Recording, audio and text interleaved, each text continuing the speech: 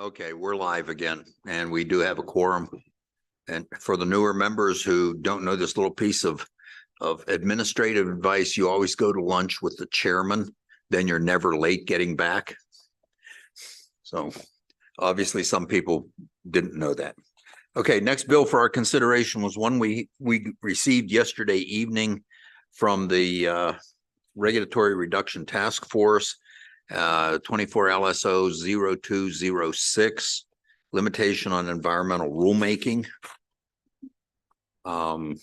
It came to us as a draft.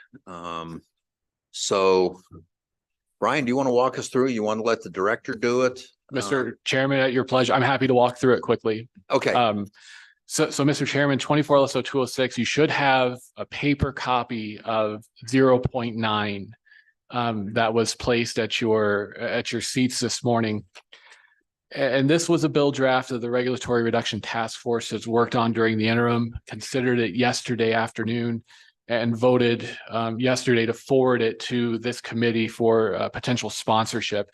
What this bill does is basically requires the Environmental Quality Council and the Department of Environmental Quality to promulgate rules that are no more stringent than federal law, rules, or regulations.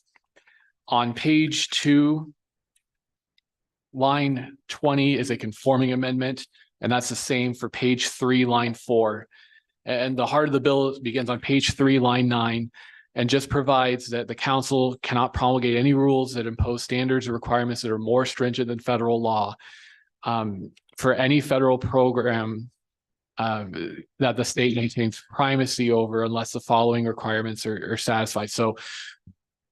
So the baseline is can't do anything more than what federal law requires, but there's a process by which the department can impose standards that are more stringent. So first, on page 3, line 15, the department has to identify the need for the rules that impose more stringent standards in the statement of principal reasons. Page 3, line 20, the department must provide a public comment period of at least 30 days before a public hearing with the appropriate advisory board. On page 4, line 1, the governor submits written approval to the department to proceed with the rulemaking process. Then line 4, the council must provide a public comment period of at least 45 days before the council holds its hearing on the rulemaking. And then page 4, line 8, the Legislative Management Council submits its approval or its recommendations for amendment or rescission to the governor and to the department under the standard rule review process that also undertakes. Then page 4, line 13 is a requirement for the director of the Department of Environmental Quality to report to this committee on a list of existing rules that the director would review to conform to the requirements of this act, including a timeline for conducting that review. And then the Environmental Quality Council must promulgate or repeal any rules necessary to administer this act in accordance with the changes that the director identifies.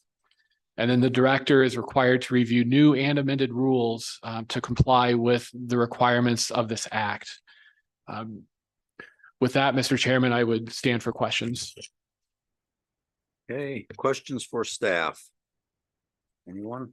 And Mr. Chairman, at the appropriate juncture, I would just highlight a couple of technical corrections for amendments when we get to that juncture. Okay, so no questions for staff. I do have questions on this, but I'm going to let the director proceed with his comments first and then go to my questions. He may answer some of them as we go through.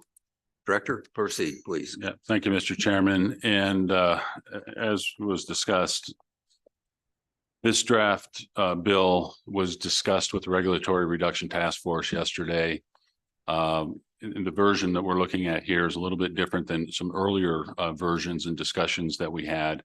I had some concerns with that because earlier versions and discussions with the task force were around reviewing all the existing rules and then stripping out anything that would be more stringent than the feds. And there's problems with that because there are reasons why in some instances we might want to be more stringent than what the federal requirements are. And I'll give a couple of examples. One of them is related to the Upper Green River Basin and the ozone non-attainment that we were dealing with back in 2012, 2013. We adopted some actions that were more stringent than the federal regulations. And we did this through working with the community, working with industry, other federal and state agencies. And we adopted some provisions that were more aggressive than would have been required by EPA. But because we were able to do that, we were able to do more development in that area without having the same level of impacts that otherwise would have occurred. So that's one example of why it's important. Senator Ellis. Thank you, Mr. Chairman. When you developed those more stringent standards, I'm guessing you did it through a rule. And did the legislature maybe walk us, did it come through the legislative review process at some point in that rulemaking? So, Mr. Chairman, and Senator Ellis, yes, and that's what this bill has in it now is the existing process that we go through for rulemaking, and it just codifies what we're doing now, which goes through the appropriate advisory board. Then it goes to the Environmental Quality Council. And then once the council promulgates the rule, it goes to LSO, and LSO provides that to the management council. And then the management council then provides their agreement or approval, disapproval, or amendments, suggestions to the governor. So that's what this process is, and that's the current process that we use. And so in that case, in the Upper Green River Basin, yes, that would have been what we would have done. Okay, proceed. So Mr. Chairman, so section 1, the important piece there is that it just codifies what we do now. And then also conforms with Wyoming Statute 289106, which is the process for the management council to either approve, disapprove, or make recommendations to the governor. Section 2, there were some changes made to that in our discussions as well. Earlier versions, it talked about providing a 2-year window for the agency to review the 104 rules that we have and do basically a crosswalk with the federal regulations, identify those within that 2-year window, and then provide those to the Environmental Quality Council, and the council would have 1 year to make any changes to any of those rules identified through our process. My concern with that was that's what we would be doing for the next 2 years rather than issuing permits. So we worked up an alternative because the concept here is that we make sure that we move the process along on reviewing the rules and identifying where we may be more stringent and identifying the rationale and the reason behind that. So that would go through the rulemaking process, and we would work with this committee to propose a timeline and a schedule for addressing the rules and which ones we would take first. So if we're working on an existing rule package, because say, for example, EPA has changed the rules and we have to update ours accordingly, we would take that rule and we would look at the entire rule to identify where we're more stringent than the federal regulations. And then we would be able to identify, do we want to keep that? Or is it something that we don't need to have it more stringent than the federal government? And again, I had one other example, and that's related to a phosphate plant where we were more stringent than EPA because we have discharge limitations on hydrogen fluoride. And the reason we do is the agricultural community was concerned about the deposition of hydrogen fluoride actually causes livestock to lose weight. And so they had requested that be incorporated into the rule. So there's good reason why we do things. That's just one example. So where we landed, we talked about when we would make the report to the Minerals Committee on our our timing and plans for the upcoming year. We had talked about October 1, just because that aligns with many of the other reports that are due to the committee. That would have given us a couple of months to, once the bill went effective, to actually develop the plan and move forward. But I didn't really have a concern. Whatever date we wanted to put in there was fine. So the committee or the task force agreed that July 2nd would be the date, because it becomes effective on July 1. And they want to ensure that we move expeditiously in our reviews of these rules.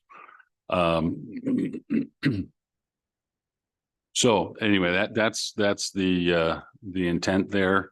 And I think it's something that's workable with the agency, and it would be able to clarify where we are more stringent on the books today. I want to give one more example why that would be an important thing to do. We recently came across a situation where we had in our air quality rules a provision on a constituent that is a much lower standard than what the federal standard is. And when we looked at that, at the time, we were equivalent to the federal standard. And then through some court rulings, EPA had to roll back their standard, and we never rolled back ours. And so there's probably good reason why we don't need to have that being more stringent than the federal regulations. It's probably one where we would want to say, yeah, we just need to find the rationale that EPA had on why they rolled it back, and then use that same rationale as we move forward, and not stick with that more stringent standard. So. Questions for the director? Any questions? Representative Western. Thank you, Mr. Chairman. Mr. Prophet, thank you for your testimony. You touched on an example where I believe you said it was a phosphate plant, and some of the byproducts were causing cows to lose weight. Could you maybe elaborate on that example a little bit? Director?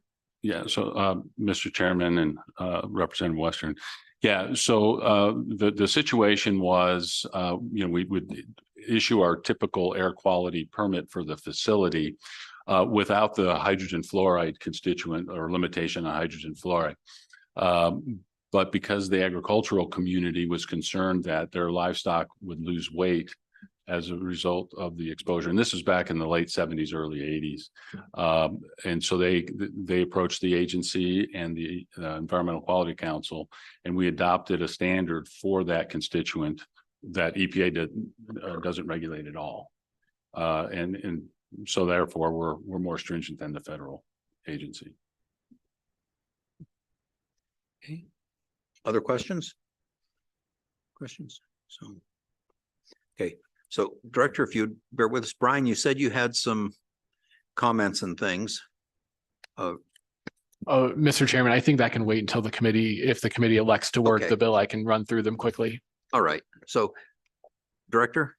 Yeah, and sorry, Mr. Chairman, I did have one other thing that I just wanted to point out is please. in the discussions with the Regulatory Reduction Task Force, we discussed how to move the process along, and how do we identify which ones are most important to do first. And my response is that we would deal with the ones that are already in front of the Environmental Quality Council, or going through the rulemaking process now, so that we basically aren't doing it twice. And while we have the rule open, let's take a look at it. But the other thing that we thought was a good idea was that we would work with the associations, Petroleum Association, Mining Association, Contractors Association, et cetera, to identify areas that might be of a particular concern for the industry. So we would try to get those at a higher priority than ones that really aren't creating a concern or an issue. So Representative Conrad, go ahead. Chairman Burkhart, thank you. So thanks, Mr. Parfett. So from your testimony, if I gathered correctly, the current language you're not in favor of based on the current bill? Director? Mr. Chairman, Representative Conrad, the bill that's before you today, I voted for that. Okay, thank In you. support of that. Thank you. Senator Rothfuss. And just to clarify that last point, it's my understanding that this is effectively a codification of exactly what you do right now. Director? So, yeah, Mr. Chairman, Senator Rothfuss, section 1 is what we Right. do currently. Yeah. Yes, it just codifies our current process. And so, Mr. Chairman, Direct, following up, follow up? it's just section 2 then kind of requests a little bit of an active role, but not, you don't find section 2 to be an overwhelming additional bureaucratic burden on DEQ that would lead to you not being able to effectively carry out your permitting obligations. Director? So, Mr. Chairman, Senator, what the way I view this is that we will come before this committee. We'll lay out a schedule for the upcoming year and have discussions around that, which will allow us to then work within our existing resources to move that forward. And like I said, we would prioritize rules that we're already dealing with because there's a new EPA provision or the like. And we would do those first and then look at ones that we may not be opening up to see if there are any that are important for our industries to move forward. Gotcha. Thank you. All right. Senator Ellis. Thank you, Mr. Chairman. I'm just worried about duplicating the APA in here. This is why you do it. The Department of Environmental Quality didn't say, here's our process, we're going to do our own thing. This is all APA. So that's why if we're going to start doing that in this statute, then why don't we do it for every statute? That's why we have the APA. So I just don't understand the need for section 1. On section 2, one thing we've heard from the DEQ is, important vacancies that aren't there. They're trying to fill the cost of that. How do we fund things so we can get a better ROI on some of the new things happening in Wyoming? I do think this will have some kind of an impact. And so I just don't want to add something to the list of your duties. But to be clear, I think that, if industry identifies certain rules where, maybe at the time they made sense that we could probably look at again. I feel like some of that should be industry driven. And that's a conversation I'd really like to have and hear from. But, just to do the exercise of going through it just for the sake of doing it, I'm a little concerned about doing that work. Unless there's concern from industry on I'm very interested if there are certain standards that are really problematic right now. But aside from, I just don't want to do more busy work. So, Mr. Parfit, I guess what I'm asking is, was there any discussion during the task force about the duplication of having essentially the APA reinserted in this part of your statute? So, Director? Mr. Chairman, Senator Ellis, no, we actually didn't have any conversation about duplicating the APA. I think that was just a compromise to alternative language that was problematic. Other questions? So, Director, I have one about wording, page 3, line 22, appropriate advisory board. Now, does that refer to the EQC, other board? I guess I don't understand that whole thing. Department provides a public comment period not less than 30 days before holding a public hearing with the appropriate advisory board. I'm trying to figure out who that group is or what. Now, I know appropriate is a term of statute we use often, but I guess I'd look at, do we just need to say Environmental Quality Council or the council, or who are we meeting with? So, Mr. Chairman, I believe the language is appropriate because we have 3 advisory boards. We have a land quality advisory board, an air quality advisory board, and a water and waste advisory board. So that's why it says appropriate board, because it's going to be one of those 3. All right. Okay. Answered my question. Other questions? Okay. All right. Thank you, Director. With that, I'll open public comment. Any public comment on limitation of environmental rulemaking? In the room? Anyone online? Mr. Chairman, Representative Nicholas wanted to speak, but Okay. he's having, Yeah, please admit him. Just Chairman Nicholas, you can't talk too long though.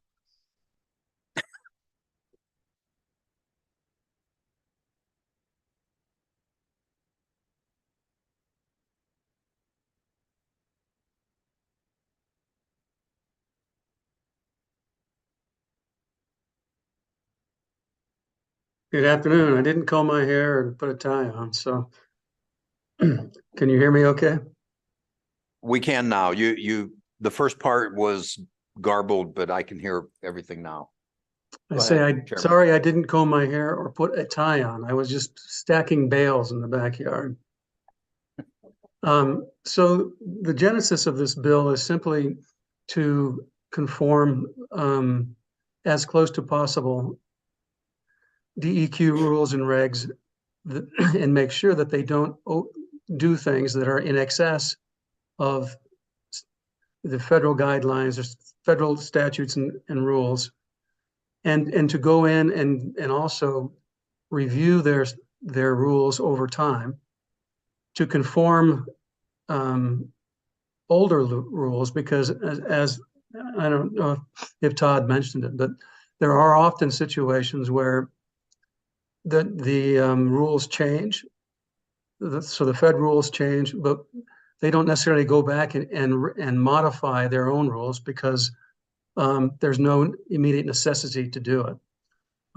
But the part of the Regulatory Commission goals was to ensure, whenever possible, that we, as a philosophy and as government, the state of Wyoming, that we conform our rules to minimize any rules or regs that are no longer required by the feds, or modify them if they reduce their rules, or modify them and make them less restrictive. And so that's the genesis and the point of this particular proposed bill. And it's why it became before our committee. But I think Todd has gone through and explained everything that we have talked about. This is our fifth draft of kind of walking through this and adding DEQ's preferred language. And there is some repetition with the AMA, I believe, with the APA. I would concur with that, but the overall goal is to achieve that regulatory reduction and have them go through the process and go through it with you as a committee on a routine basis to accomplish that. So I'd be happy to answer any questions that you have about it, but I think he's covered the crux of what the bill does and how it does it. Questions for Chairman Nicholas? Representative Ellis. Thank you, Mr. Chairman. I was just wondering, during the discussion on this bill, was there any concerns, like specific examples brought forth by someone, a regulated entity, where they said there's no sense in having, this more stringent standard in Wyoming? I'm just wanting to get my arms around just how, if you heard that testimony and what that example might be. Chairman I Nicholas. think the best person to answer that, Senator, is the director. He talked about various examples in our committee where that in fact does occur, and typically when it does happen in the rulemaking process, they're required to have reasons or justifications for going outside and having rules that are more stringent. And so part of the process will be he will have over time his staff go back and look at prior rules and regulations that have those reasons where they went outside the federal rules, and address whether or not those needs still exist, or even the need of the statutes or the particular rule still exists, just for rule modification. But I think that Todd's probably the best suited to answer that. Right. Other questions for Chairman Nicholas? Okay. Chairman, I don't see any other questions in the room. Thanks for joining us, and we'll let you go back to baling hay. Okay. Well, you can hang with us and see what we do with this. Yeah, I might do that. Okay. So, any other public comment? Anyone else online? Okay, with that, I'll close public comment. Committee?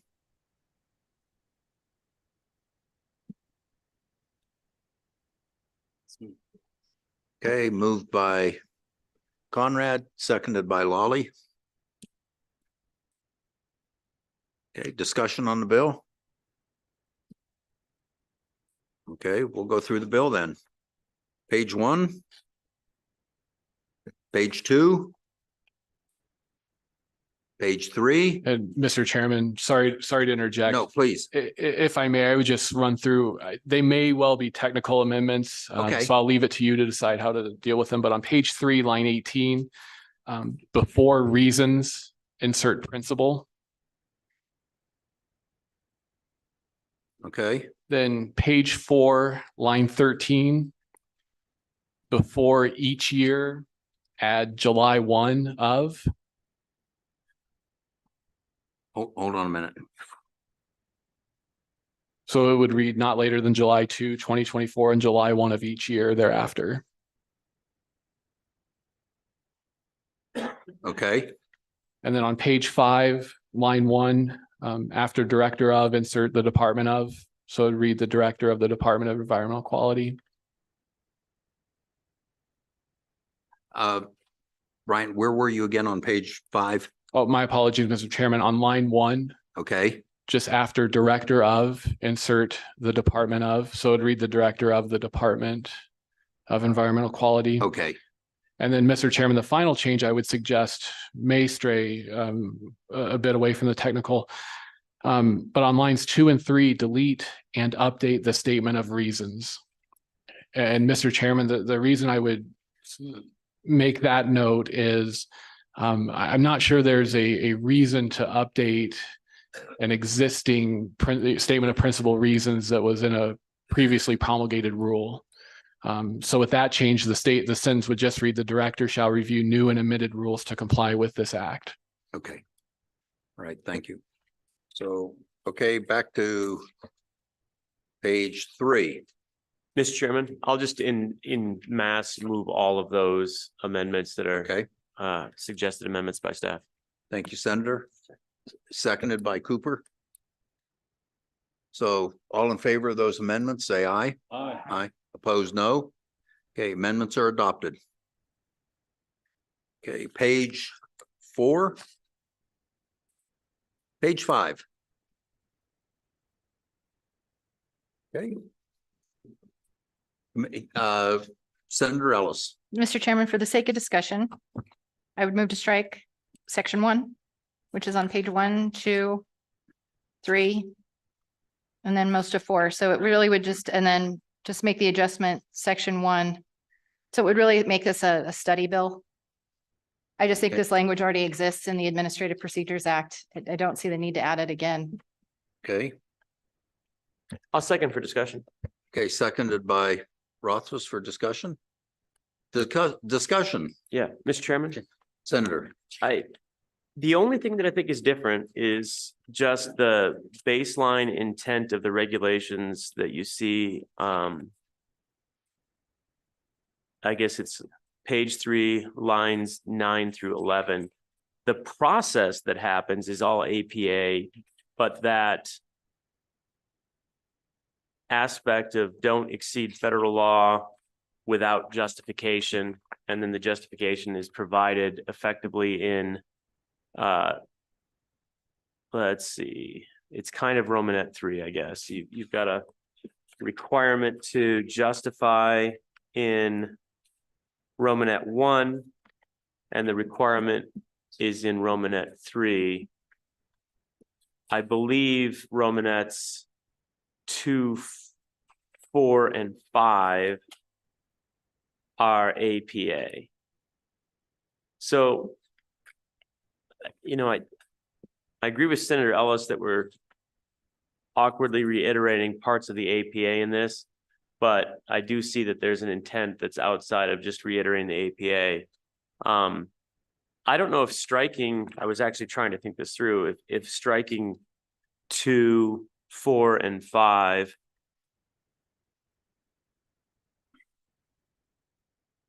would eliminate that redundancy with the APA, because they would still have to follow the APA, I assume.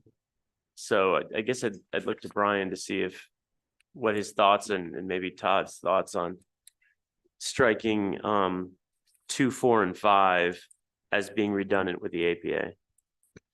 Yep, Brian? Mr. Chairman, Senator Rothfuss, I think these requirements are either covered in the Administrative Procedure Act or they're covered in the Environmental Quality Act in terms of the submission to the advisory boards.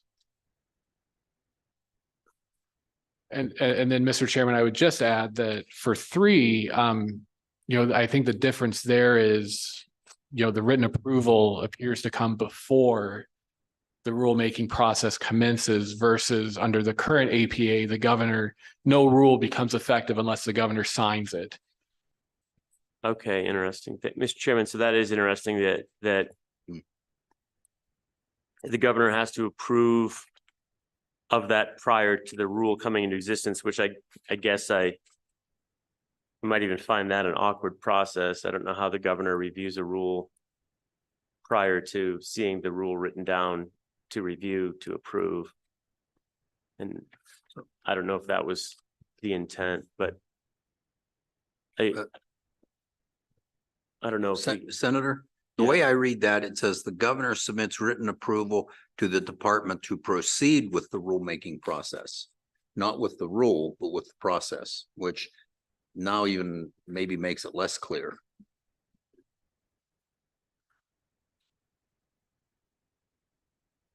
Yeah, Mr. Chairman, yeah, I'm with you.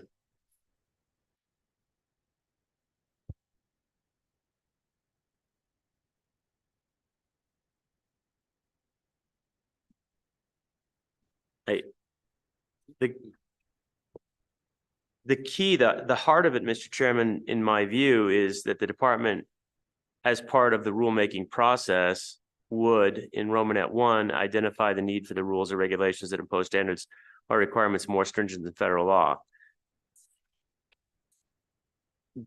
And calling that out seems to be the heart of, because the governor will have to approve it, the legislature will have to approve, or not approve, we have a review opportunity to provide recommendation through the rulemaking process. The governor doesn't necessarily have to agree with, but typically does. So maybe it really is just the paragraph H and Romanet 1 may be the only pieces that have to stand to accomplish the objective. That's Representative Conrad, maybe if for thoughts. I don't know how this was discussed in the committee about that APA. That may not have kind of come up. Representative Conrad, comments? Yeah, Chairman Burkhart, Senator Swathis, it was not. If it was, that meeting was held yesterday and I had a conflict. So if it was discussed yesterday, I was fortunately here. Yeah, exactly. Thanks for being here. Mr. Chairman. Senator Ellis. Mr. Chairman, I just want to make clear, the APA is important, right? Like anytime an agency wants to do something, they put a rule out there, they work with the public, it's out in comment.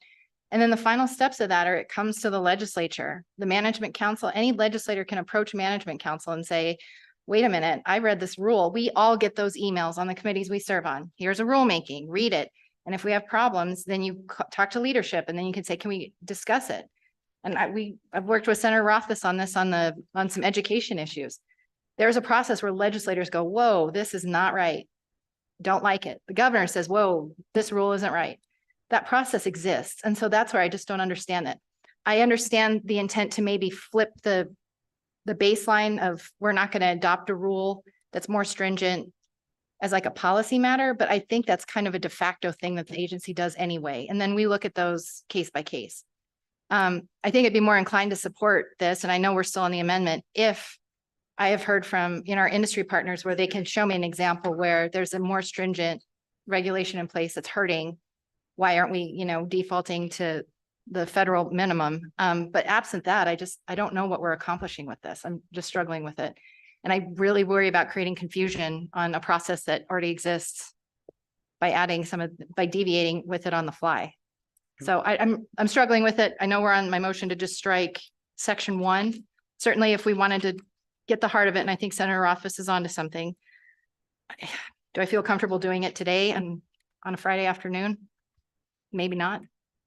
That's just my 2 cents, Mr. Chairman. Mr. Chairman.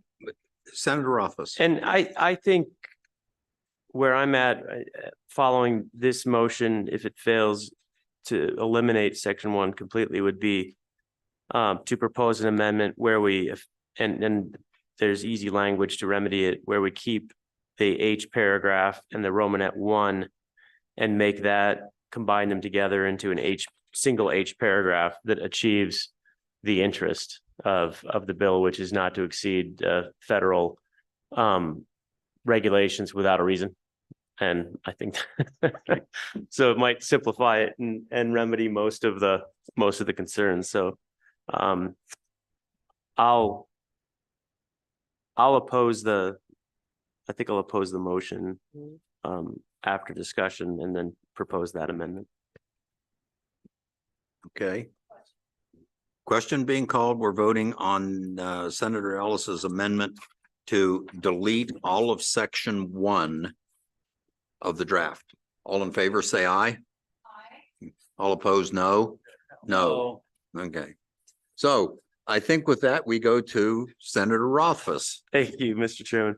Mr. Chairman, I move to amend on page 3, line 13, strike the following requirements are satisfied, colon.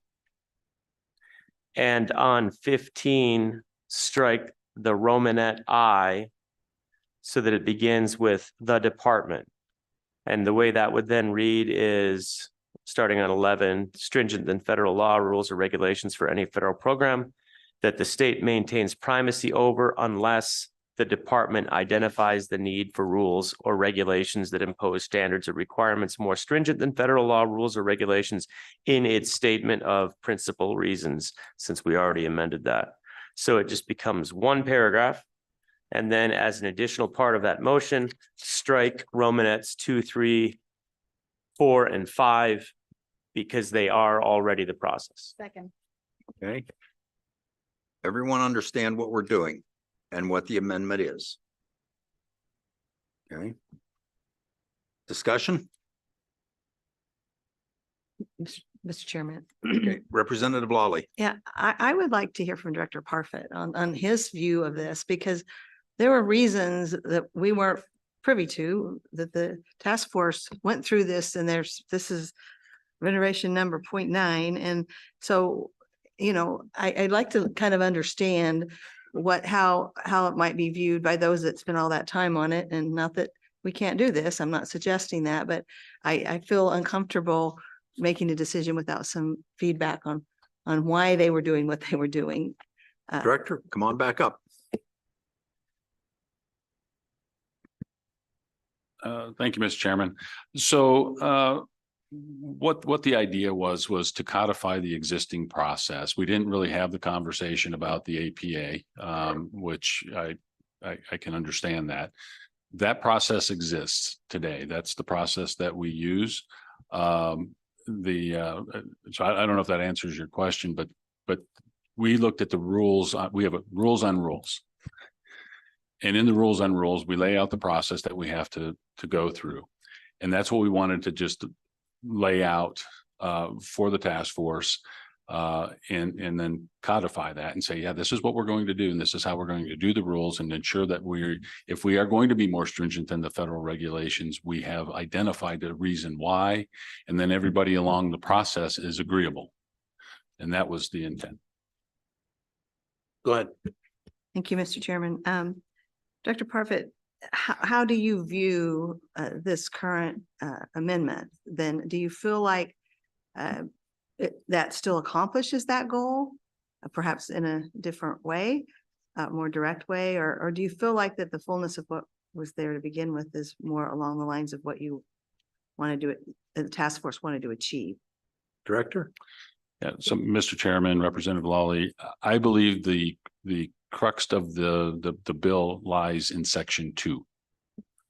Section 1 just kind of lays out the process and we, says that we can't do this unless we go through a process to identify those areas were more stringent and provided justification. That's really the basis for section 1. Section 2 is the guts of this whole bill, which says, hey, we're going to take a look at these on a schedule that is agreeable with the Minerals Committee. We'll bring a report, show the progress, and then lay out the next year what rules we think that we'll be taking a look at. Okay. Any other questions? Okay, we're on Senator Office. I would just ask, based on Representative Lawley's questions, if you see it really as being any different functionally, this amendment versus the original language, or if you think it's a different process from what would occur in the absence of Romanets 2, 3, 4, and 5. Director? So, Mr. Chairman, Senator Rothfuss, I don't think the deletion of those Romanets will materially affect what we do. Okay. Or affect what the bill is intended to do. Thank you, Mr. Chairman.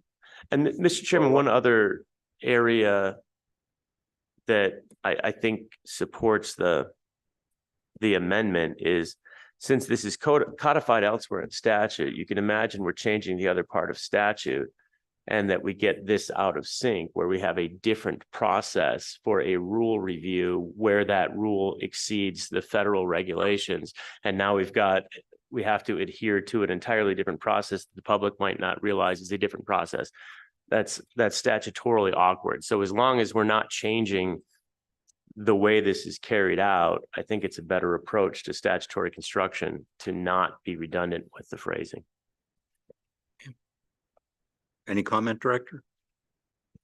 I agree. Okay. All right. Okay, we are on Senator Rothfuss's amendment. And I'll paraphrase that amendment, which is to, on page 3, combine paragraph H with Romanet 1 and combine them in the correct wording, and then delete on page 3 Romanet 2 and over to page 4 Romanets 3, 4, and 5. Am I correct, Senator? Okay, is everyone clear on that? Any further discussion? Okay, question having been called. All in favor of that amendment, say aye. Aye. All opposed, no. Amendment is adopted. Okay, any other amendments? Senator Ellis. Thank you, Mr. Chairman. On page 4, line 15, after the word shall, insert the words consult with regulated stakeholders to identify. Strike out the words report to the Joint Minerals Business and Economic Development Interim Committee. Then on line 20, after the word review, insert a sentence that says the director of DEQ shall report to the Joint Minerals Business and Economic Development Interim Committee. So what I'm trying to do, Mr. Chairman, is to require DEQ, when they're doing this work, to just consult with the entities they regulate so that they can help better identify possible regulations that we need to look at. So really what it would say is the director of DEQ shall consult with regulated stakeholders to identify a list of existing rules to be reviewed by the director of the Department of DEQ, blah, blah, blah, and then just moving that requirement to report to its own sentence. Okay. Is there a second? Second. Okay, seconded by Conrad. Discussion? Okay, Representative Conrad. Chairman Brookhart, thank you. And to Senator Ellis's question, I guess a question to Director Parfit, how would that distribution of communications occur? Director? So, Mr. Chairman, and Representative Conrad, if I understand your question, how would we then communicate with each of the associations? We do that already now for the most part, probably more so on the mining side. But we do meet at least somewhat regular with the Petroleum Association on a variety of issues.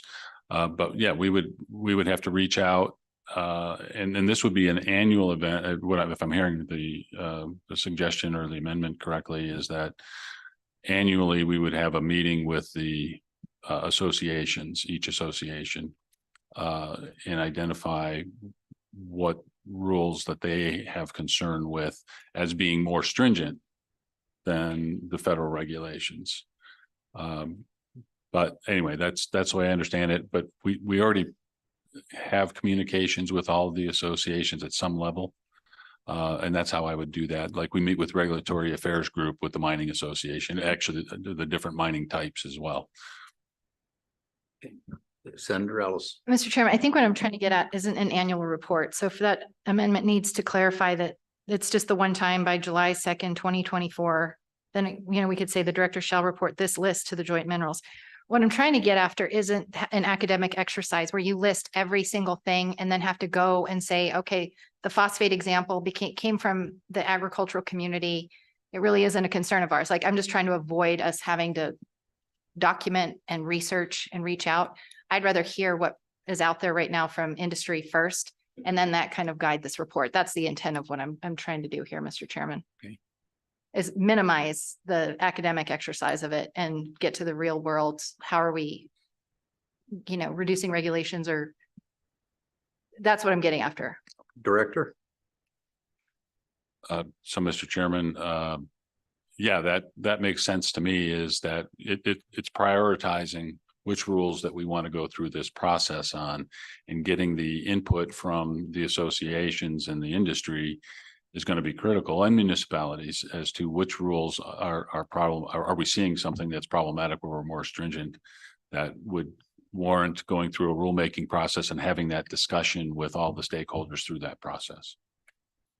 Okay. So go ahead, Senator.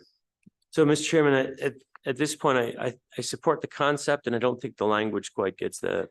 So I was trying to find an alternative, which might just be a new sentence on line 20, which expresses, maybe so- Mr. Fuller knows how to do it. He looks like he's been thinking about it. Senator, are you amending the amendment? I'm exploring the possibility of amending the amendment. Okay. So, Mr. Chairman, members of the committee, I'd probably suggest something. I would actually candle this out. And then for the second paragraph, which would be the report, something to the effect of, the director shall, Romanet 1, consult with the shareholders, Romanet 2, report to the committee with the rules identified in paragraph 1. And I'm not sure if that accomplishes the intent. Mr. Chairman, I would offer that the amendment I offered is a conceptual one, which we've discussed, but it's like consult with regulated stakeholders. I just don't want to create busy work for the department. And I think industry, if we ask them and they come to us and we see that list, then that to me is really important work. But just coming up with examples of where it's different, and maybe it's just not that big a deal. I just don't think we need to worry ourselves with that. So Senator, you're amending your amendment to conform with recommended language from staff. Be more conceptual, yes. Okay. Senator Rothfuss. Thank you, Mr. Chairman. And with that, I support the amendment. I think the idea of having an initial call for stakeholders to identify priorities that they see, and then we hear about that on the July 2nd, 2024, and then that's taken into consideration, but that you don't have to each year thereafter hold another public meeting or whatever and try and get that information is a great approach to ensure that we're prioritizing what there's interest on first, and then we're continuing the process beyond. So I support that motion with that concept. Okay, committee, other questions, comments? Okay, committee, do you all understand what the amendment is? I've got concept. Good. Chairman Burkhardt, I've Representative heard Conrad. concept a number of times, and I would just ask Senator Ellis or someone to repeat that so I know what I'm voting on in terms of amendment. I've heard Yes. Thank you. concept a number of times. Thank you, Mr. Chairman. The concept would be to break out how the department develops this list. And so the first requirement would be that they would consult with regulated stakeholders or something to that effect to identify a list of existing rules to be reviewed by the director. And then clarifying that that list shall be reported only once to Joint Minerals, not annually. And then however, the remaining language needs to be amended to kind of be bulleted into that idea. That's the conceptual amendment. Okay, Brian, Brian, Brian has he can turn that into correct language. Am I correct? Okay. Everyone's clear.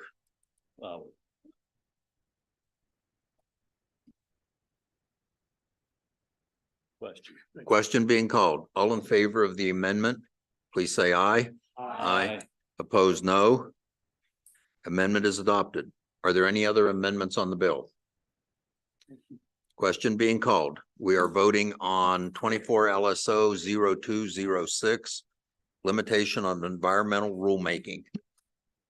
And that, please call the roll. Senator Cooper. Senator Ellis. Senator Jones excused, Senator Rothfuss. Representative Banks excused, Representative Conrad, Aye. Representative Heiner. Representative Knapp. Representative Larson. Representative Lawley. Representative Tarver. Representative Western. Chairman Dockstader excused, Chairman Burkhart. Aye. Mr. Chairman, there are 10 aye, 1 no, and 3 excused. Thank you. Okay, that bill is amended, is adopted. Okay, next one up for our consideration. Anyone need a break first? Anyone need a break? 5 minutes.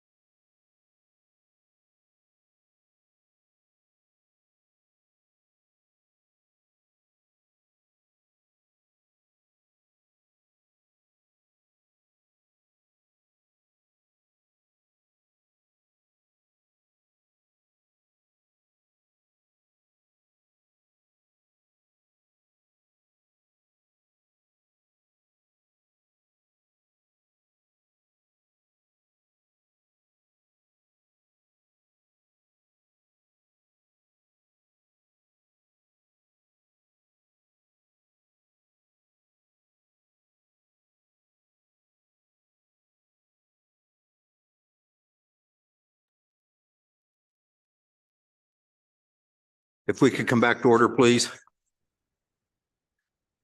Okay, next bill for our consideration is 24 LSO 152, pore space, severance and separate conveyance prohibited. So Brian, I'll just take this real quick. Okay. I think I can handle it. Okay, committee, what this bill does is it prohibits the sale of pore space separate from the surface estate. It in effect prohibits a third estate. We currently have surface mineral, and it keeps the pore space with the surface estate. If it's already been conveyed to another under ownership, that stays in effect. We don't write retroactive laws. That's the bill in a nutshell. And that the reason for the bill is to protect the private landowners. Currently, if someone wants to buy the pore space, the only thing they really have to go on is the surface acreage. Until they do all their studies, they don't know how much CO2 can be stored in the pore space. So they would buy the surface acreage for an amount of money and then potentially find out later that the pore space itself is much more valuable than just the acreage value. So it's to protect those landowners. The only other state that has class 6 primacy is North Dakota. They currently prohibit severing the pore space from the surface ownership. So that's it in a nutshell, to protect private landowners so that they can keep the pore space. There are some quirky issues that we've talked about that aren't in this bill that eventually come up. Mr. Obermuller and I have talked about some of them, but this is one where we make it easy. Whoever owns the surface also owns the pore space. We've said that's where it belongs anyway. So we prohibit the severing of the pore space. I've talked to the county commissioners. They say, or the county clerks, they say, well, it wouldn't be a big deal to keep track of a third estate, but they would also have to keep track of a third estate. And that's so when people go in to do research, now they're going to have to look at surface ownership, mineral ownership, and pore space ownership. This just keeps the pore space with the surface owner. That's the bill in a nutshell. Questions? Okay, no questions. Public comment. In room, online? No public comment, close public comment. Committee? Move a bill. Moved by Conrad, seconded by Lawley. Discussion on the bill. Senator Rothfuss. Okay, Cooper, you haven't said too much. Exactly. Okay, you go I'm gonna first. defer because I talked about. I think this is a far overreach on our ability to, it's an infringement on personal property rights. I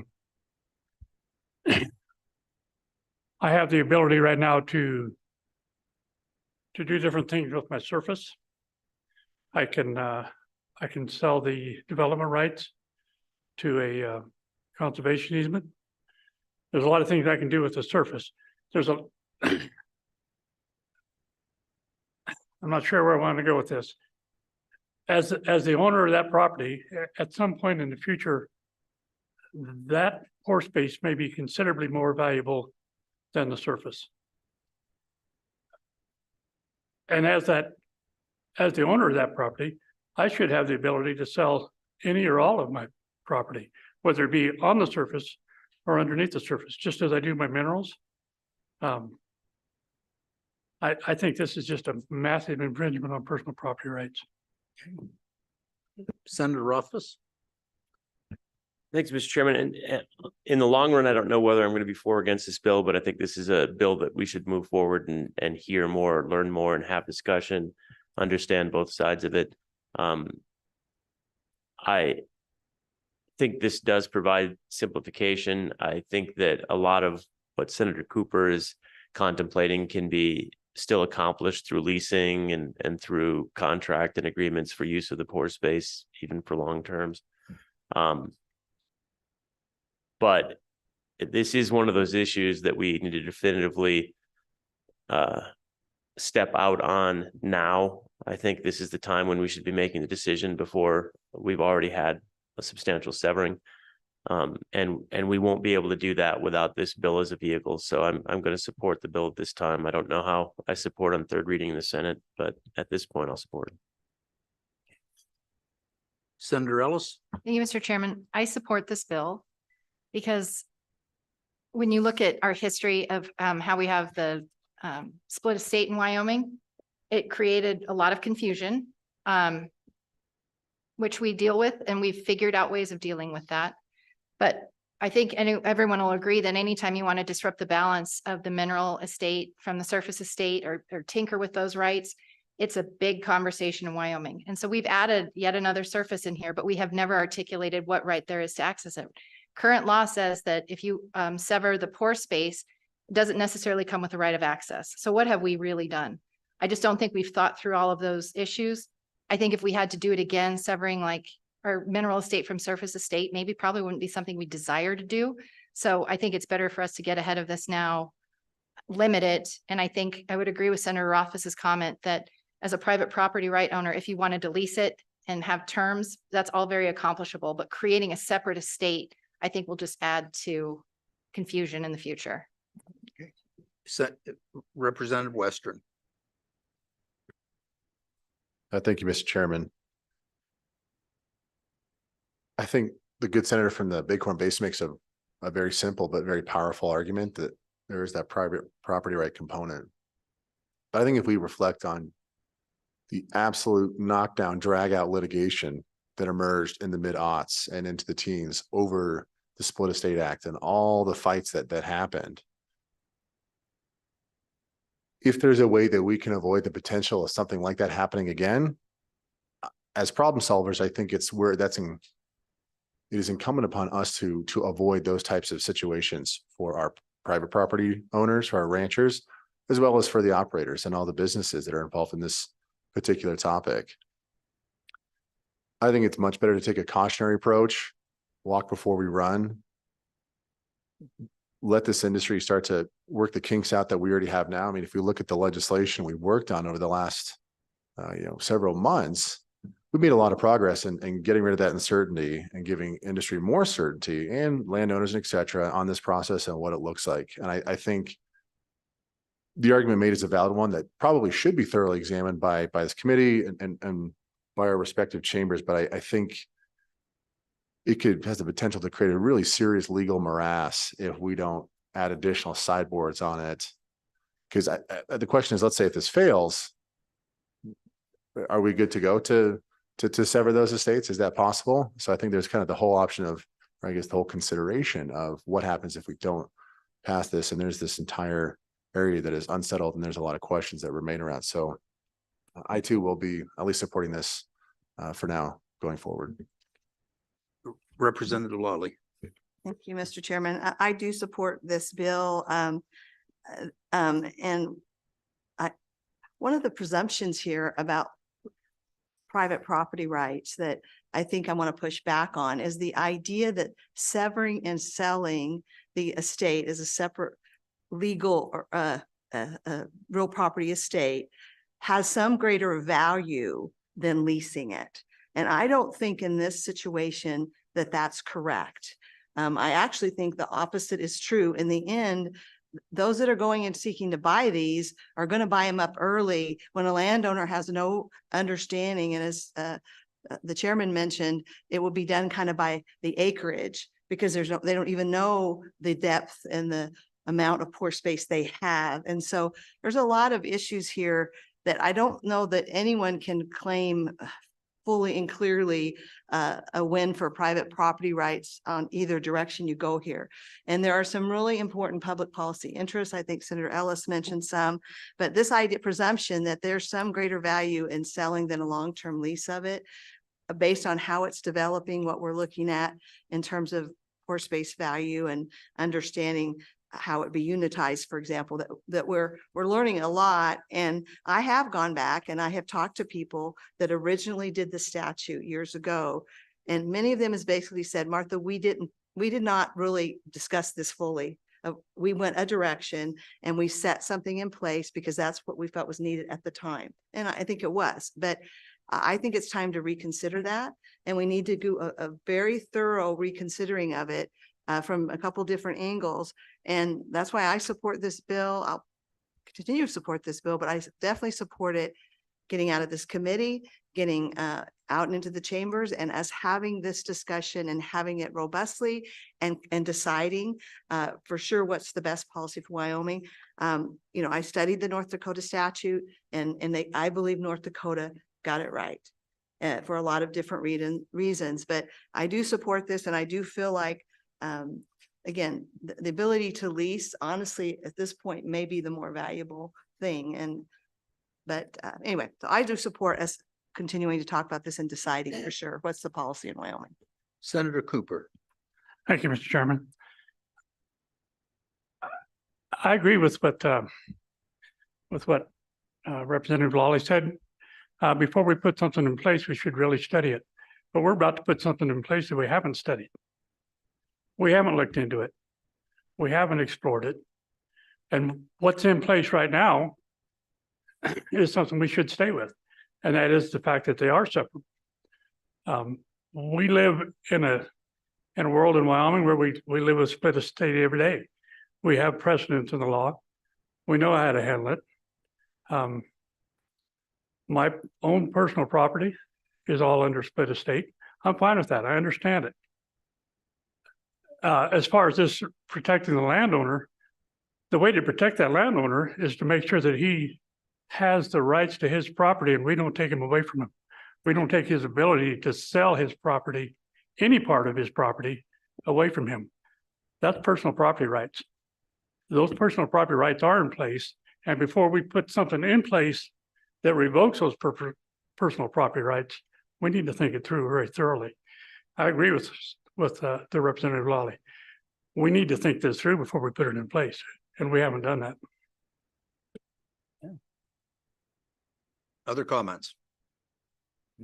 So one thing, and I noticed Senator Barlow was here briefly and has left. I wished he would have stayed because he was going to get called on for this because he's had to deal with this. A number of the landowners here in the Powder River Basin are dealing with this. And I know a number of them are concerned that they don't know whether to lease the pore space or to sell it. And while generally we know what minerals are there and generally know them, we may not know what pore space is there. I've heard offers as high as $20 a ton, but who knows what that means. The landowner actually, that was their demand and it was rejected by the company. Right now, the going rate seems to be about $2 or $3 an acre, from what I understand. Whether that's just or not, I don't know. I think it's probably not, considering the value of disposing of carbon dioxide through sequestration and the tax breaks companies get that the landowners won't. And I'm not sure the landowners understand the implications of that. So I would support the bill for those reasons. While I strongly support private land ownership, I also support the landowners not being taken for a ride, so to speak, by unscrupulous companies. Mr. Chairman. Senator Ellis. Thank you, Mr. Chairman. I think also in furtherance of this concept of land ownership, if you're the person that bought pore space, a severable estate, right now in our law, we don't say you have a right to access it. When it comes to the mineral estate and the surface estate, our laws are very clear. You can own the minerals underneath someone's land and you have a right to access it. That is the dominant estate.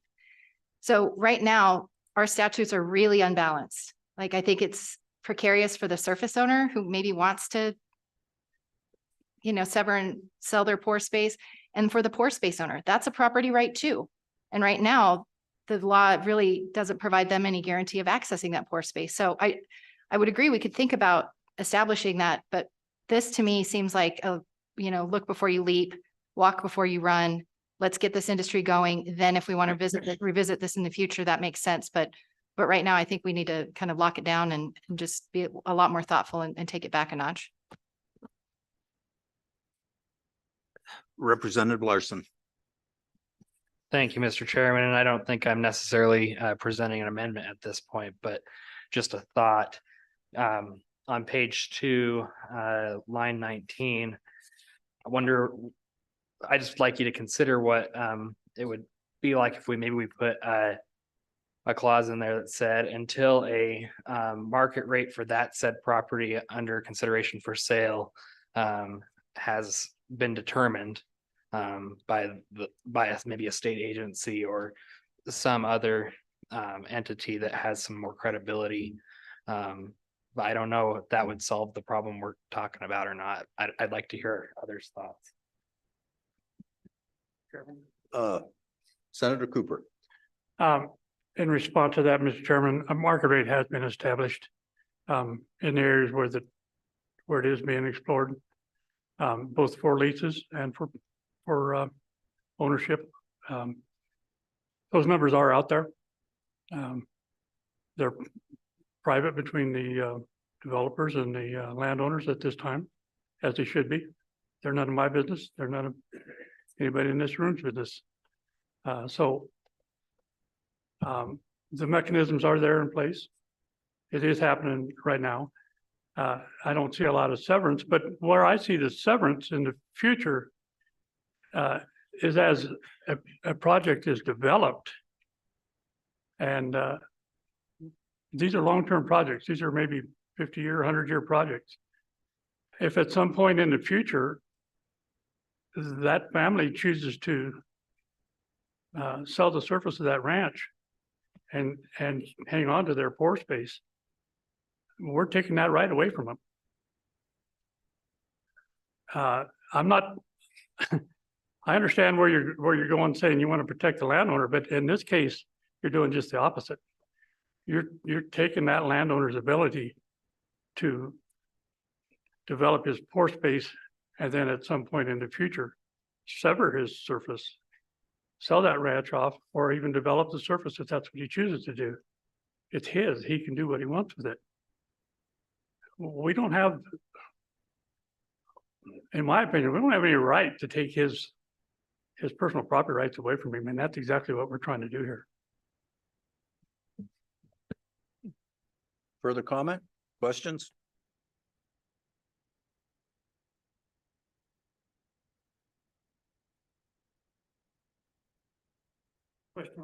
Question on the bill.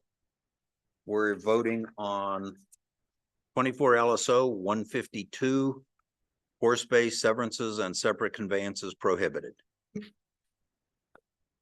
Senator Cooper. No. Senator Ellis. Senator Jones excused, Senator Rothfuss. Representative Banks excused, Representative Conrad. No. Representative Heiner. Representative Knapp. Representative Larson. Representative Lawley. Representative Tarver. Aye. Representative Western. Aye. Co-Chairman Dockstader excused, Chairman Burkhart. Aye. Mr. Chairman, there are 7 aye, 4 no, and 3 excused. Okay, I got to remember what the people missing, that is adopted, correct? Okay. I apologize for that. I get confused when we get so many people gone. Okay. So next bill for our consideration is oh, that's the same one. Hang on.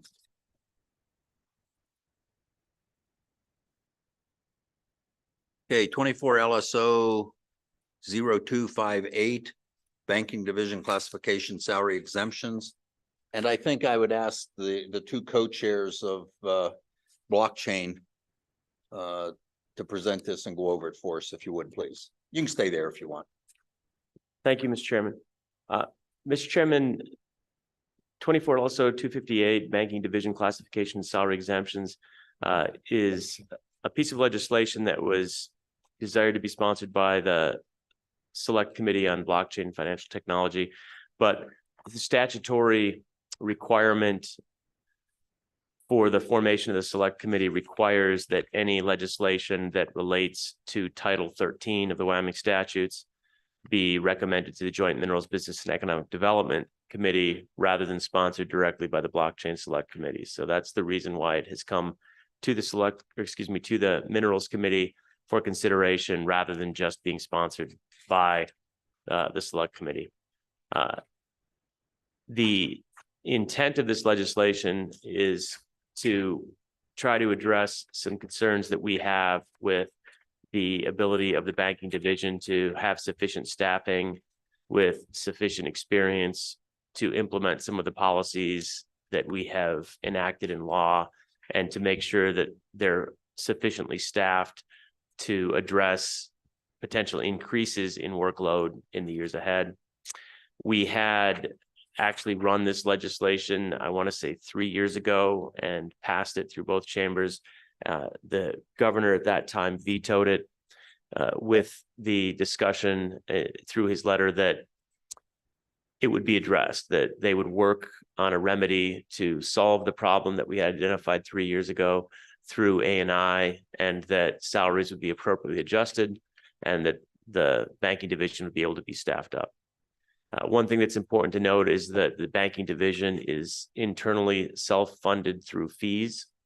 So the salaries that they pay, the number of positions that they pay for, are all through banking fees that are agreed upon with the banking community. So this is not general fund dollars. This is the banking community taxing itself to pay for adequate services and timely services from the banking commission.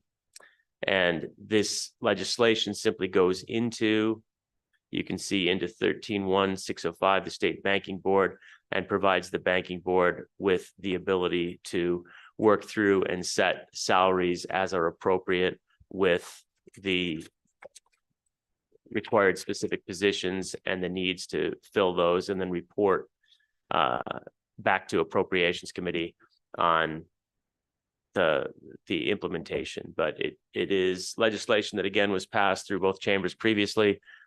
There was a remedy suggested. That remedy didn't take place, and we'd like to have the opportunity to work this legislation once again, because it needs to be addressed, Mr. Chairman. So that's where we are at. I defer to my co-chairman for additional comments. Mr. Chairman. Okay. Yes, Mr. Co-Chairman. Representative Western. Yeah, I mean, I think the reality is back in 2019, we passed that basically Speedy Bank legislation that set up these crypto banks, these digital banks. And like with any normal bank, they have bank examiners that come from their banking division. Essentially, this is a specialized type of employee that is really needed for the division to fulfill their compliance obligations. And I always say I don't want a lot of state employees, but the ones I have, I want them to be capable. And the reality is, to do that, you got to pay them. And the type of people who have the specialized knowledge in dealing with these types of digital banks, these crypto banks, it's a relatively small pool, especially when you compare to the talent pool that the division can recruit out of for other non-Speedy Bank obligations. And so that was kind of the genesis of this. It takes the normal schedule, if you will, for state employees out of the A&I purview, and kind of sets out this special the special statute saying, hey, we can develop our own payment, our own compensation plans for these highly specialized employees. The analogy that we already have in statute is similar to the state treasurer's office with our investment team. They have the ability to have their own compensation schedule for those employees. So that's, I would say, the closest analogy that already exists in statute. And it's something that some of these digital banks have expressed that they want, and there's a real need. So we're happy to answer any questions. Senator? One reason why this came back to the forefront was, as most of you probably know, there's a lawsuit with the U.S. Federal Reserve related to special purpose depository institutions that's ongoing. And one of the concerns that the Federal Reserve came out with was, well, we're concerned that the state of Wyoming wouldn't have the resources to appropriately regulate this type of new special purpose depository institution. It's important to those of us on the select committee that we can counter that in a sophisticated way, and that we do with certainty have the sufficient capacity. And that honestly requires that we're bringing in sufficient expertise. To the extent that this is internally regulated based on fees that go into the banking commission from the banks, and they have the capacity to thumbs up or thumbs down the changes in salary. It's basically the banks taxing themselves and making a decision of whether they want to pay out of their own pockets for this additional oversight. So I'll stress once again, there is no appropriation associated with this, and there won't be in the future because it is internally funded. Questions? Representative Larson. Thank you, Mr. Chairman. I just have a question for the two co-chairmen. Have you had any contact with the governor's office to figure out where they stand on this now versus a few years ago? And do you think this is worth our time in a budget session? Senator, representative, whichever one, you can fight over it. Thank you, Mr. Chairman. Certainly not going to speak on behalf of the governor's office.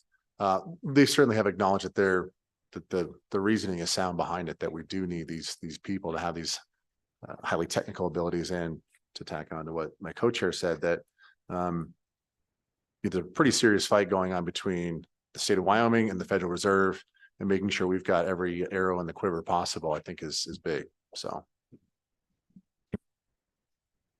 Representative Heiner. Thank you, Mr. Chairman. I've got a question either for the senator or the representative. It says that they will be paid commensurate with other state and federal financial regulators, and there shall not be any classification in their pay grades. So what kind of bandwidth are we looking at for pay for, if this passes, what kind of bandwidth are we expecting? Senator, representative. Yep, Mr. Chairman, we have the commissioner for the Division of Banking here, and he might have a better sense of what market rates actually are at this point in time. One of the concepts I know is that the classification system labels certain classes regardless of which division and department you're in. So an auditor, for example, might exist in one department, exist somewhere else. Their real job is entirely different, and their competitive equivalents in industry might be different by $100,000 a year. But ANI is going to check the same box for those and say the classification is appropriate, so you get to pay X amount. I'll note this isn't the only place where we struggle with this. You'll recall testimony from the Oil and Gas Conservation Commission where they were struggling with classifications. I know the Department of Environmental Quality has similar challenges. We are bringing it in this capacity because this is within the purview of the Blockchain Select Committee. It doesn't solve all the problems, but we know it's a problem that's ongoing. And briefly to address the governor's concerns in the original letter, it really was the assumption that this would be remedied. And so we're happy to bring it back, whether it's a budget session or not, because it's an ongoing lawsuit that will see time in the court in the not so distant future. So this is time sensitive. We're not particularly excited about just continuing to push pause. We want to make sure that our position is as strong as it can be with regard to the court cases involving the Federal Reserve, and feel that this is an essential part of it. Okay. All right. I think with that, I'll have Commissioner Bishop come up if you would, and bring whoever you need to with you. And I think some of our questions probably more appropriately asked to both of you.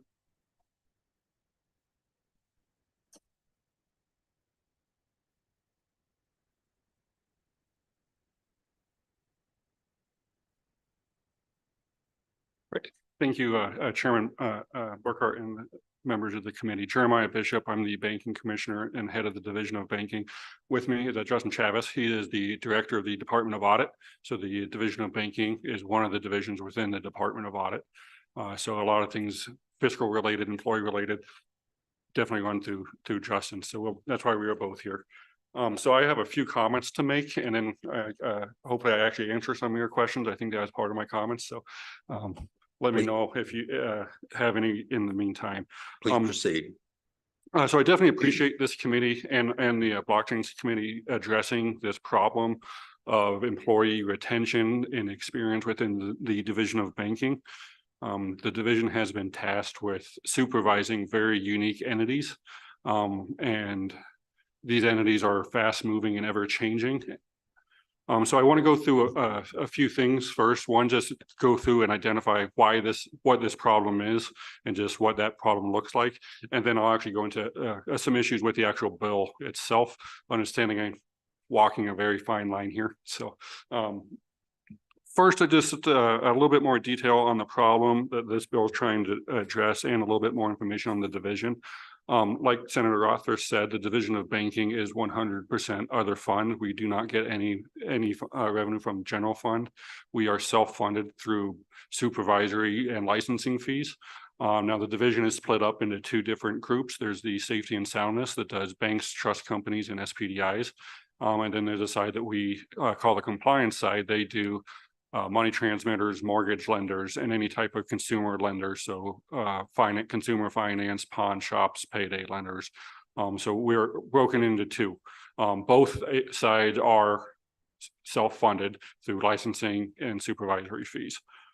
And going to turnover and staff retention, the division has had extremely high turnover since 2019. I go back to January of 2019, that is when that SPDI law was introduced. So since 2019, after that bill was introduced, that gave us 4 senior examiner positions through that bill. That brought our full-time positions up to 28. So since that time, we've had 32 people leave the division since that time. We've only have actually 2 positions that have not seen turnover since that time, a senior examiner position and then a licensing position.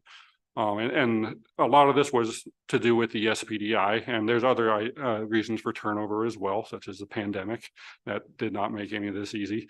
But within that safety and soundness side, so that's my position, the commissioner, down to the examiners, where I'm the 3rd commissioner during that time. One of those was an interim commissioner. We're on our, I think, 4th deputy commissioner. We've had 4 chief examiners leave. That position is currently vacant. And a number of our examiners, complete turnover since that time. I currently don't have a bank examiner who was here prior to January of 19. So in the banking space, experience is very helpful for regulating entities because it's generally supervising problems. Banks are fine when the economy is fine, but when there's problems, that's when experience really comes into value. And we currently don't have people with experience. We don't have people who have actually gone through an economic downturn and seen how that affects traditional banks, much less these innovative digital asset specific banks such as SPDIs. Another position I forgot to leave out was our attorney general position, or our general counsel position. We don't rely on the attorney general fully. We do have an in-house general counsel. I currently don't have one. We've had 3 come and go since that same period as well. That's also a very valuable position within the Division of Banking, especially with all the issues going on with our banks. So that one's also currently vacant. So like I said, there's various reasons for this turnover. It is not just the new SPDIs. There's always multiple reasons. But I will say salary has historically definitely been one of the main reasons when we conduct exit interviews on the reasons for leaving. Now we have had some progress in this area since last year. We were able to increase the salaries of just our examiners going through a B11 process, I believe is what it was called, going through the governor's office and then having that in our supplemental budget. That has helped, I think, dramatically with current employees. But there's still, I think, it still needs to be addressed. That was a one-time increase. Now we could try that again, but there's no promise that that could be approved again. And in 10 years, if it doesn't, we're going to be just as far behind as we were before. So when we submitted that request for salaries, we did use our surrounding states data. So we are a member of a conference of state bank supervisors, CSBS. Every state in the country is a member of this. It's basically the Division of Banking equivalent in all 50 states are members. CSBS collects data annually on everything we do, including salary data. So they put us into districts. So we took our district average salary for each position, and that's how we based our recommendation for salary increases. So just for example, we're not comparing ourselves to New York or California. The states in our district are let's see, North Dakota, South Dakota, Nebraska, Kansas, Colorado, Oklahoma, Texas, and New Mexico. That's who we were comparing ourselves to. Now, we have the information for everyone else in the country, but we also recognize there's definitely a difference between a bank examiner in Wyoming and a bank examiner living in Chicago, New York, or California. And like I said, I think these salary increases will help. I think it's helped us gain interest in our entry-level positions. We currently are looking for, I think, 4 positions. We have a good number of applicants in those positions, but it hasn't helped in some of the other areas. I do have a senior examiner position that's been posted since June. It's gotten very limited interest. We had one person that we actually opened it for. He was very interested. He had 20 years direct experience, and he turned it down as soon as he saw the salary. That position's still open. I'd love to find somebody with experience. The general counsel position that's been posted for 2 months has had extremely limited interest so far. So I think that shows that that salary increase was definitely, I think, a big accomplishment. Actually, it was actually a very large accomplishment, but it was a one-time thing. We would like the flexibility to move as needed, given this space we're in. This SPDI space that we're in, we're seeing interest in that. We're seeing interest in digital asset trust companies. This industry is very fast moving. They change dramatically from one year to the next. And so I think the supervision of that industry also needs to be flexible. So I definitely appreciate the fact that I think the legislature is looking into this. I also understand it's a difficult problem. I understand that we're a government agency. There should be checks and balances in place. We shouldn't just be able to go tax the banks and entities as basically what we want to, and then pay exuberant salaries. We work with the government. There should be a check and balance in place. So that's one of the things that I think you all get to do, is try to find that balance of how do you allow for flexibility for the division without removing those balances that shouldn't be needed. So that's all I had for questions. I think I don't know if I answered specific questions or not, but I'd be happy to stand, or Justin, if you had anything else. So.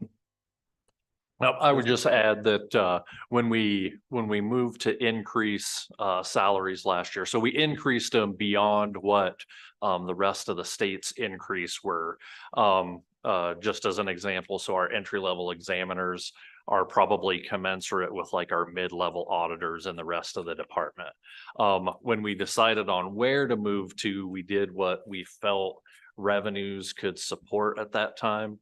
But I think the revenue picture now is probably quite a bit better than it was back when we did it. So I think we definitely have some capacity to continue to address the areas where we're having some issues, the general counsel, some of our more senior positions. Questions for the banking division? Representative Knapp. First question of the meeting, I think. I'd limit them. They're very important. Thank you, Mr. Chairman. So just out of clarification, this is done through A&I, right? For your normal adjustments, classifications, and everything else. Mr. Chairman. I'm sorry, proceed. Representative Knapp. Yes, in general, A&I has to sign off on, well, I guess depends on what we're doing. Agencies have the ability to pay up to what's called the MPP, so market, without A&I approval, so long as you have it in your budget. So for us, the money's there. What limits us is our spending authority, because we can still only spend up to what the legislature has appropriated. So in this case, the approval we needed was from the legislature to give us the authority to use the funds we have. Okay. Just Senator, quick clarification on that. I believe your FTEs are also limited by appropriations. Don't you have to go to appropriations to hire new examiners and you would have to get additional FTE approval? Mr. Chairman, Senator Rothfuss, yes, if we need to add positions, the legislature has to authorize that. Thanks. Follow up. Okay, follow up. Thank you, Mr. Chairman. So just for clarification, your classifications currently come from or are defined by A&I would assume. There's market rate adjustments that happen every so often, and those are designed to look at states around us to see what those compensations are and adjust those compensations to somewhat match that with your band and range. Am I correct in that? Mr. assumption? Chairman, Please. Representative Knapp, I'd say as a general idea, yes, but it's as an entire classification, kind of like what Senator Rothfuss alluded to earlier, that they tend to treat everybody in the classification as the same, even though we would say the banking division as regulators have additional responsibility and authority beyond what the rest of our auditors have. And then I would say that we probably don't get regular market adjustments. I'd say in my 21 years with the department, maybe a handful. And so I think, and it's a slow process. Whereas with the addition of the Speedy Bank type, things tend to move quicker in the finance side than what we see in our other divisions. Representative Conrad. Chairman Brookhart, thank you. Just a question, how many FTE positions do you have now? What's the vacancy rate? And do you anticipate with the increased salary increases that you'll be able to fulfill what you need to be functional and efficient? Please. Chairman Burkhart, I'll take that one. So within the Division of Banking, we have 28 total FTEs going from the commissioner down to the licensing staff. I don't have an annual vacancy rate. It's averaged 30 to 40% per year, I think, over the last several years. But like I said, since January of 19, 28 positions, 32 people have left. So that's over 100% vacancy rate in the last 5 years. Now, what it would take to stem that from happening, that's hard to tell. I haven't done a study on that.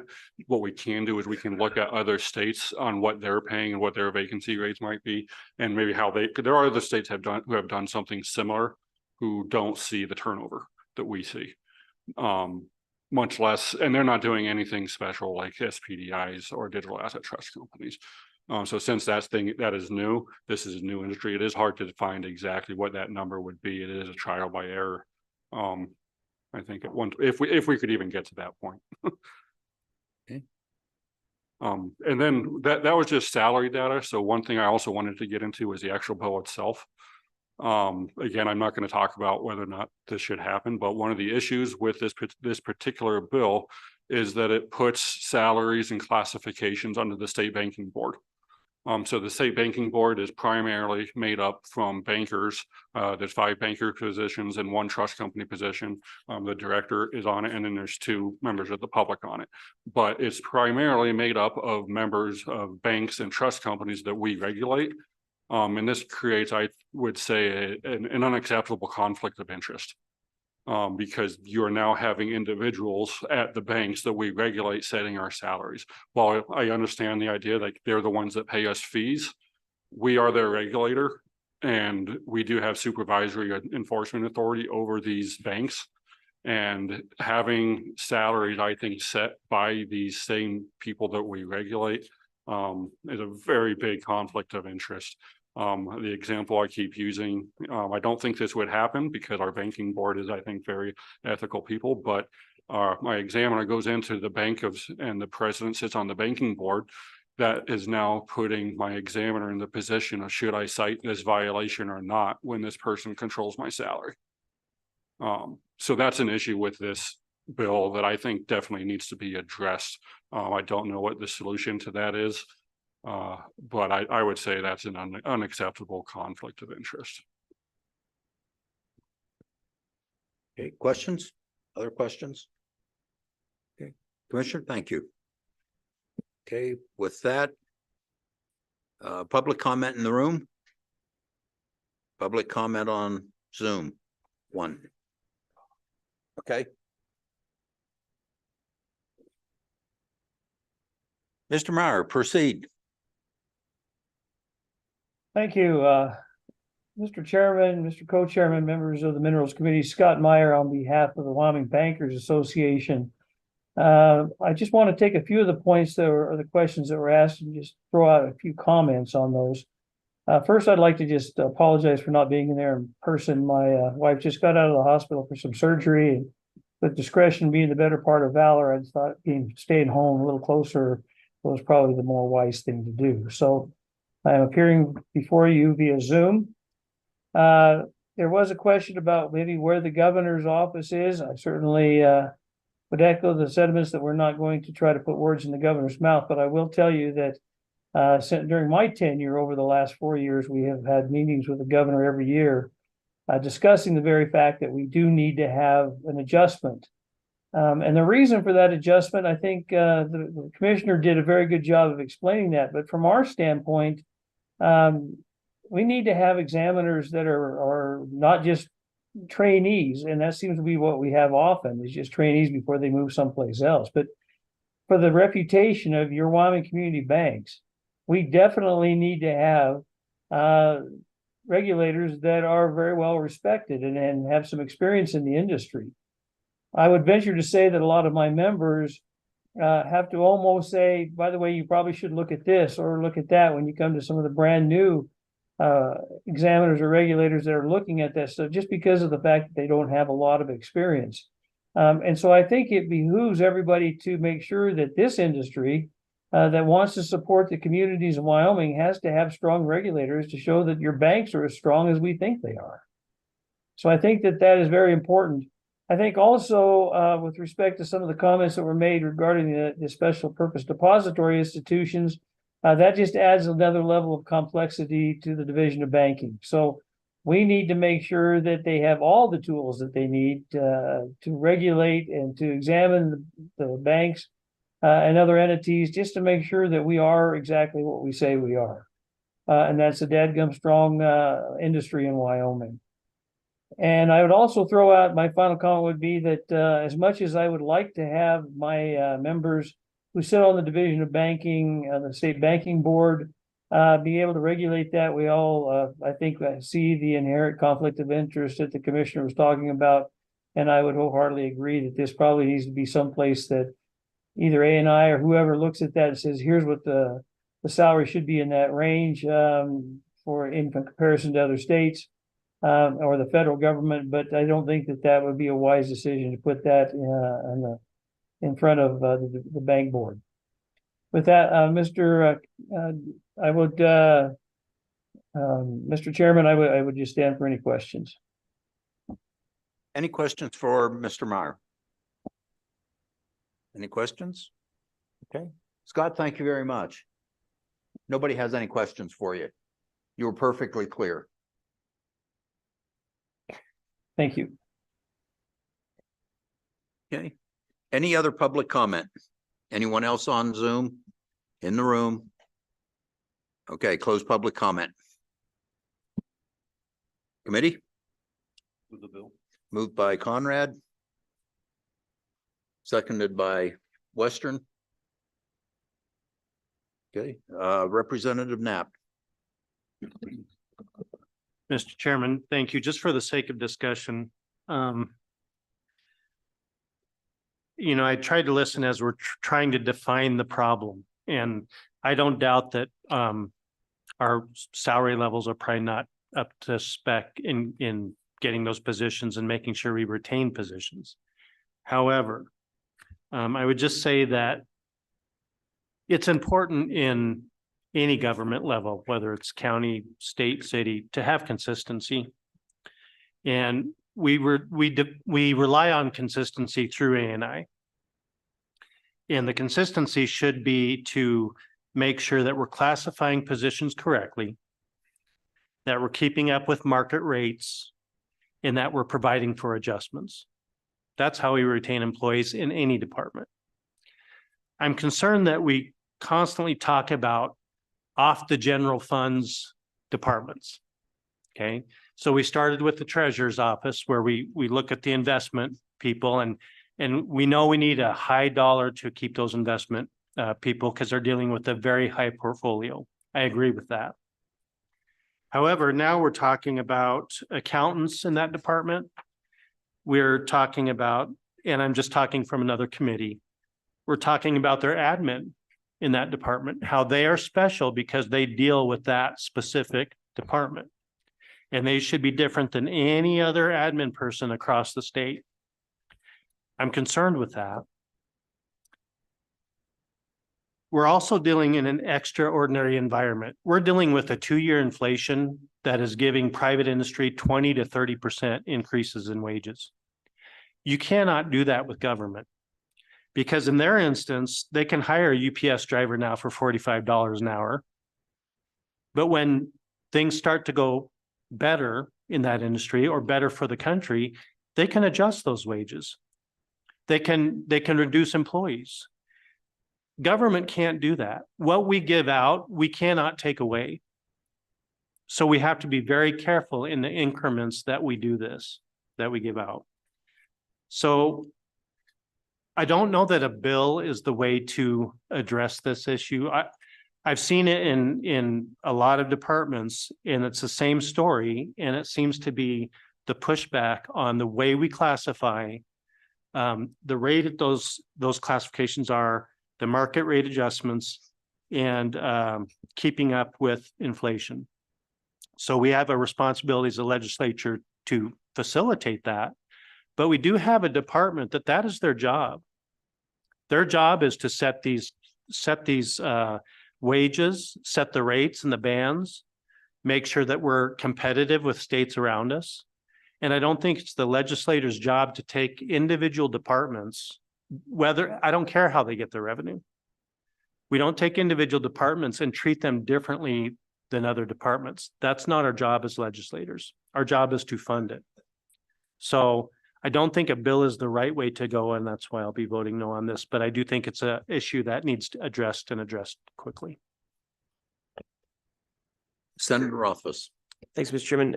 Just to respond to Representative Knapp's points, I basically agree with them all. It's just that it didn't work is really what it comes down to.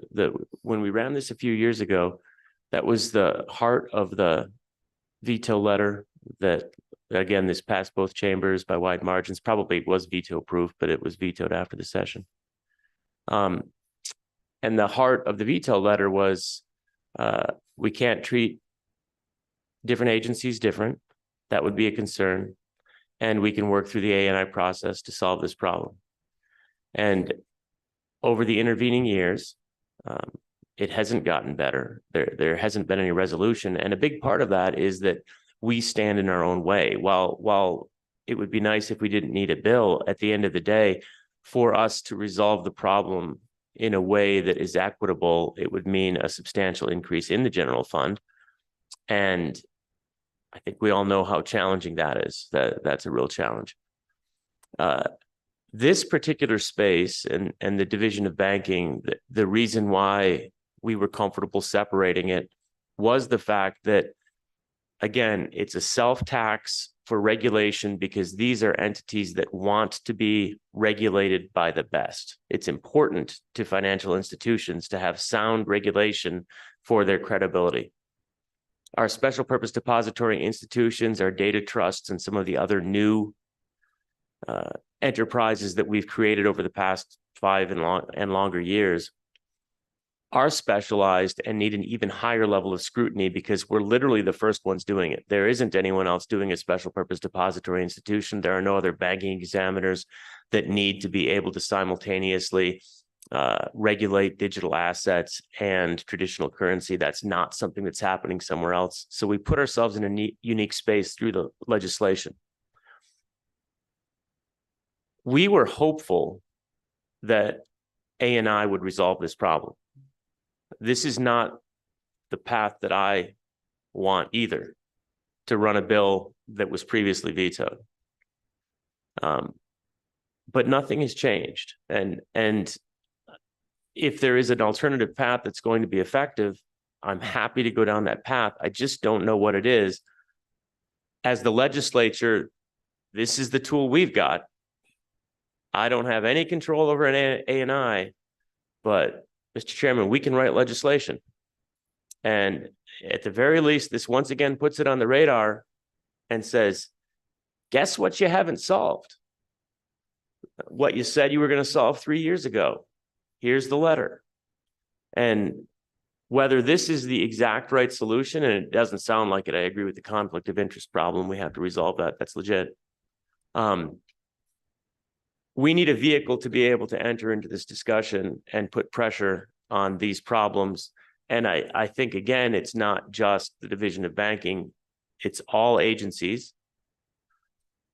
We know OGCC is self-funded and they have problems with their categorization. DEQ struggles with their salaries to maintain as experienced of a staff as they would like. So if we've got other ideas on how we can solve this problem, and I've been talking about this problem for a long time, we've been talking about it collectively for a while, then I'm interested. This is the only tool in the toolbox that I know of right now that we can move forward with that will bring attention to the issue and potentially resolve it. So I hope the committee will be supportive of this, moving it forward. And just to kind of pause on the process, we have a select committee meeting in a week, 2 weeks, in 2 weeks. We're not able to run this bill because of statute. But if the bill is sponsored, what we would be able to do is take it up, take testimony, work on better resolutions, work on amendments, address the conflict. We could do all of those things at our next committee meeting. And if it doesn't work out, we can also, and if you've served with me for a long time, as Don knows, if the bill's not ready, we're happy to kill the bill. We can do that, and we'll do that. Don's seen me do that before. But we need a vehicle and we need a tool to start trying to address this problem, because it is going to hurt us in our ability to implement these innovative technologies that are the mission of the select committee.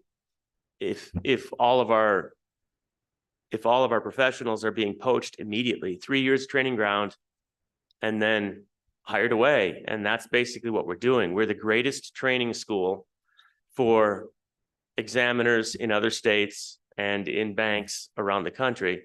They know that they can come to Wyoming and pick up a 3-year experience bank examiner from a state that takes bank examination very seriously, pay them, I'm going to guess 50% higher, if not more than that, and have them the next day. So I hope we can get support on this. Even if this is an imperfect solution, it'll definitely raise attention and get us towards a solution. Any other discussion? Representative Knapp. And I do want to be clear, I do feel the frustration, even in talking to other departments. It is a frustrating thing, and I don't know that it's something that goes to management audit to actually look at our way that we actually run and fund and work our entire salary system and bands and ranges and classifications. I don't know, but I do worry that this will devolve into chaos. You know, if tourism runs off a tax, they're very specialized in what they do. Everybody can make a justification. And I realize that this segment is very, very different and understand the ranges of salaries that need to be in place to keep it good employees. I don't want anybody poached, but if we continue to dissect ourselves into smaller departments and smaller ways of functioning with admin, no corporation would do that. And so I think it's important to stay centralized in that. Now, if it's broken, I agree we have to fix it, but so anyway, that's just my comments. Senator? We have done studies in the past, the Hayes study, I don't remember what year that was done, to look at what the salary should be as reasonable salaries, obviously long obsolete. We took that study in, we looked at it, and we sort of processed what it would cost the state of Wyoming to implement fair salaries and just surrendered. I mean, that was the last time I saw it at state scale, was it would just cost too much to do it right, so we won't. At the same time, on the education committee, I've been involved in 3 recalibrations where we did the same thing. What would it cost to hire the teachers that we intend to hire based on the intent and interest of statute? And the price tag just comes back as a large number. And the answer is there's no way we could possibly fund that, so we won't do it. So again, I don't disagree with that aspiration. I've just seen it fail every time we've counted on it to succeed in the 13, 14 years now that I've been in the legislature. And I feel like it's holding us back in certain areas. Our responsibility is the blockchain and financial technology innovation. It's holding us back there. I don't see the holistic approach as solving it. I just don't. I wish it would. Question. Representative Lawley, and I will remind you, our adjournment time was 3:30, so Yes, we're now working on all of your time. I know. Thank you. And there Mr. is the Chairman. weekend. I know, I noticed that. Continue. Thank you, Mr. Chairman. I am sympathetic to your cause. And, but the conflict of interest is a no-go. And so, on a commitment for time to work that out and perhaps some other aspects of this, but you know, I would be inclined to give you that opportunity, but truly only if we can agree right now that as it's set up now is an unacceptable conflict of interest. Okay. Mr. Chairman, absolutely. We won't have it report to the board. No problem. Question to being called. Okay, well, do we need to go through the bill? Are there any amendments? No, okay. Question having been called, Tanner, please call roll. We're voting on 24 LSO 0258, Banking Division Classification and Salary Exemptions. Senator Cooper. Aye. Senator Ellis. Senator Jones excused, Senator Rothfuss. Representative Banks excused, Representative Conrad. Aye. Representative Heiner. Representative Knapp. Representative Larson. Representative Lawley. Representative Tarver. Representative Western. Aye. Co-Chairman Dockstader excused, Chairman Burkhart. Aye. Okay, that bill is adopted. Next item for our consideration is the Rock Springs BLM Resource Management Plan. And I will turn it over to Representative Larson. Thank you, Mr. Chairman. Out of respect for the committee's time, I'm going to send some of these comments that I was going to make to the committee in person to your email boxes so you can read through them. But I would like to make a motion to write a letter from the Joint Minerals and Economic Development and Interim Committee to withdraw the plan, to write a letter to the BLM to withdraw the plan and meet again with the stakeholders and redraft the plan. So. Second that. Okay, second. Discussion? Okay. What's that? Mr. Chairman, I think we've all heard about that one. Yes. Okay, and if I remember right, we actually decided that we would hear testimony at this committee meeting, but had already agreed to have that letter prepared based on the governor's letter and letters from other committees. So I don't know that we need to do anything further. Brian, am I correct? We decided that at the Rock Springs meeting? Mr. Chairman, I think that was, I'm not sure that was at that meeting. I Okay. think that was separate. But we had decided to do that. Am I correct? I don't think the committee had decided. Okay. Yep. All right. So with that, I think because it's not really a bill, it's a voice vote. All in favor, say aye. Aye. Opposed, no. Okay, any other discussion? Okay, Brian, I don't think we gave you any direction other than this last one, which is start working on that letter, and Senator Dockstetter and I will sign off on it. Yep, Mr. Chairman, that and then the working group Correct. issue is the other item coming out of this meeting, as well as the letter to Management Council for Correct. a subsequent meeting. Okay. Committee, anything else? And for those of you still here, thank you for hanging with us. And I know it's out of fear of what we might do. So, okay, with that. Yep, and Mr. Chairman, the only other thing is I assume you and Chairman Dockstetter would divide up the 8 bills that the committee has voted to sponsor. Yes, we will at another time, and then we'll pick sponsors from both sides for those bills. Okay, with that, we are adjourned. What? There's no discussion on adjourning?